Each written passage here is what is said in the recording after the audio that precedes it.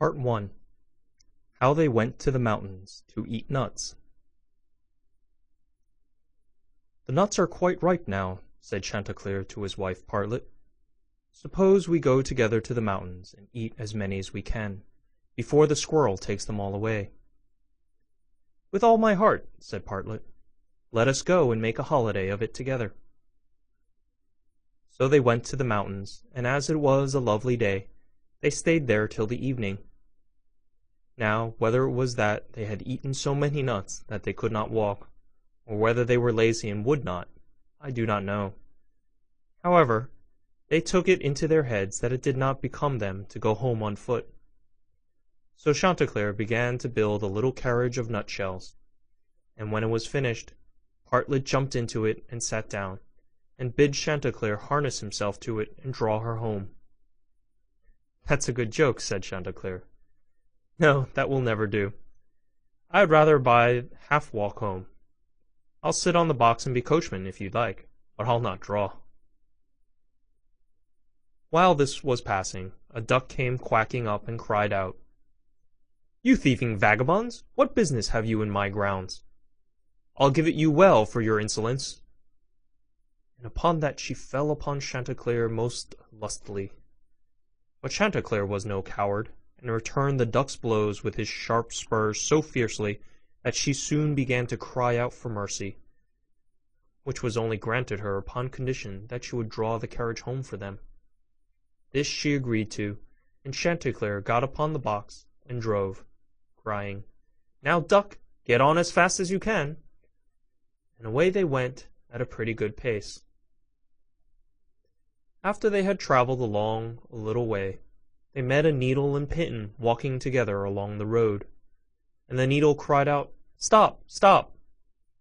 and said it was so dark they could hardly find their way, and such dirty walking they could not get on at all. He told them that he and his friend the pin had been at a public house a few miles off, and had sat drinking till they had forgotten how late it was. He begged therefore that the travellers would be so kind as to give them a lift in their carriage. Chanticleer, observing that they were but thin fellows, and not likely to take up much room, told them they might ride, but made them promise not to dirty the wheels of the carriage in getting in, nor to tread on Partlet's toes. Late at night they arrived at an inn, and as it was bad travelling in the dark, and the duck seemed much tired, and waddled about a good deal from one side to the other, they made up their minds to fix their quarters there.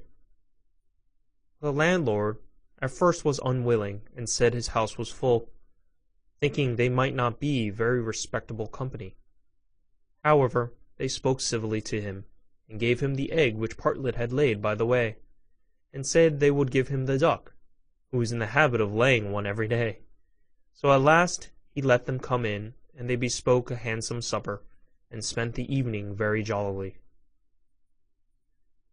Early in the morning, before it was quite light, and when nobody was stirring in the inn, Chanticleer awakened his wife, and fetching the egg, they pecked a hole in it, ate it up, and threw the shells into the fireplace. They then went to the pin and needle, who were fast asleep, and seizing them by the heads, stuck one into the landlord's easy-chair, and the other into his handkerchief. And having done this, they crept away as softly as possible. However, the duck, who slept in the open air in the yard, heard them coming, and jumping into the brook which ran close by the inn, soon swam out of their reach. An hour or two afterwards the landlord got up and took his handkerchief to wipe his face, but the pin ran into him and pricked him. Then he walked into the kitchen to light his pipe at the fire, but when he stirred it up the eggshells flew into his eyes and almost blinded him. "Bless me," said he, "all the world seems to have a design against my head this morning," and so saying he threw himself sulkily into his easy-chair. But oh dear! The needle ran into him, and this time the pain was not in his head. He now flew into a very great passion, and suspecting the company who had come in the night before, he went to look after them, but they were all off. So he swore that he never again would take in such a troop of vagabonds, who ate a great deal paid no reckoning, and gave him nothing for his trouble but their apish tricks. End of Part 1. Part 2. How Chanticleer and Partlet went to visit Mr. Korbes.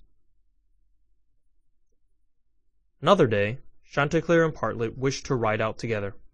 So Chanticleer built a handsome carriage with 4 red wheels, and harnessed 6 mice to it. And then he and Partlet got into the carriage, and away they drove. Soon afterwards a cat met them, and said, "Where are you going?" And Chanticleer replied, "All on our way, a visit to pay to Mr. Korbes the fox today." Then the cat said, "Take me with you." Chanticleer said, "With all my heart, get up behind, and be sure you do not fall off. Take care of this handsome coach of mine, nor dirty my pretty red wheels so fine. Now, mice, be ready, and wheels run steady, for we are going a visit to pay to Mr. Korbes the fox today." Soon after came up a millstone, an egg, a duck, and a pin, and Chanticleer gave them all leave to get into the carriage and go with them. When they arrived at Mr. Korbes' house, he was not at home, so the mice drew the carriage into the coach-house. Chanticleer and Partlet flew upon a beam. The cat sat down in the fireplace. The duck got into the washing cistern.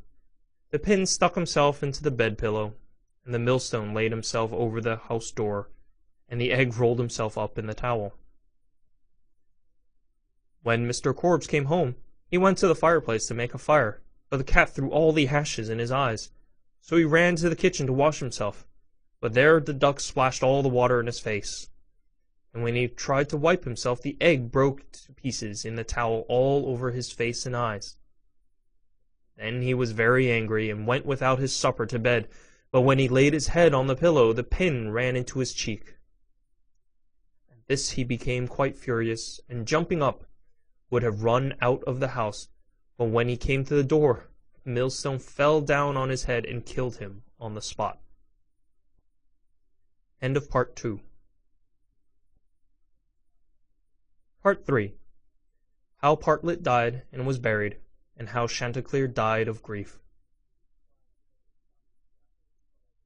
Another day Chanticleer and Partlet agreed to go again to the mountains to eat nuts. Then it was settled that all the nuts which they found should be shared equally between them. Now Partlet found a very large nut, but she said nothing about it to Chanticleer, and kept it all to herself. However, it was so big that she could not swallow it, and stuck it in her throat. Then she was in a great fright, and cried out to Chanticleer, "Pray run as fast as you can, and fetch me some water, or I shall choke." Chanticleer ran as fast as he could to the river, and said, "River, give me some water, for Partlet lies in the mountain, and will choke by a great nut." The river said, "Run first to the bride, and ask her for a silken cord to draw up the water." Chanticleer ran to the bride, and said, "Bride, you must give me a silken cord, for then the river will give me water, and the water I will carry to Partlet, who lies on the mountain and will choke by a great nut." But the bride said, "Run first and bring me my garland that is hanging on a willow in the garden." Then Chanticleer ran to the garden, and took the garland from the bow where it hung, and brought it to the bride, and then the bride gave him the silken cord, and he took the silken cord to the river. And the river gave him water, and he carried the water to Partlet. But in the meantime she was choked by the great nut, and lay quite dead, and never moved any more. Then Chanticleer was very sorry, and cried bitterly, and all the beasts came and wept with him over poor Partlet. Then 6 mice built a little hearse to carry her to her grave, and when it was ready they harnessed themselves before it, and Chanticleer drove them. On the way they met the fox. "Where are you going, Chanticleer?" said he. "To bury my Partlet," said the other. "May I go with you?" said the fox. "Yes, but you must get up behind, or my horse will not be able to draw you." Then the fox got up behind, and presently the wolf, the bear, the goat, and all the beasts of the wood came and climbed upon the hearse. So on they went till they came to a rapid stream. "How shall we get over?" said Chanticleer. Then said a straw, "I will lay myself across, and you may pass over upon me." But as the mice were going over, the straw slipped away and fell into the water, and the 6 mice all fell in and were drowned. What was to be done? Then a large log of wood came and said, "I am big enough. I will lay myself across the stream, and you shall pass over upon me." So he laid himself down, but they managed so clumsily that the log of wood fell in and was carried away by the stream.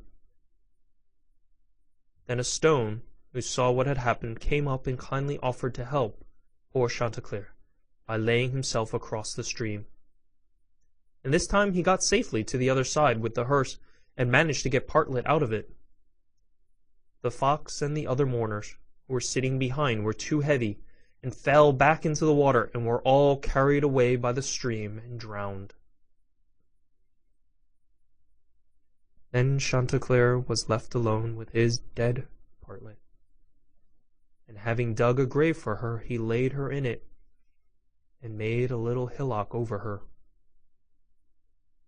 Then he sat down by the grave, and wept and mourned, till at last he died too, and so all were dead.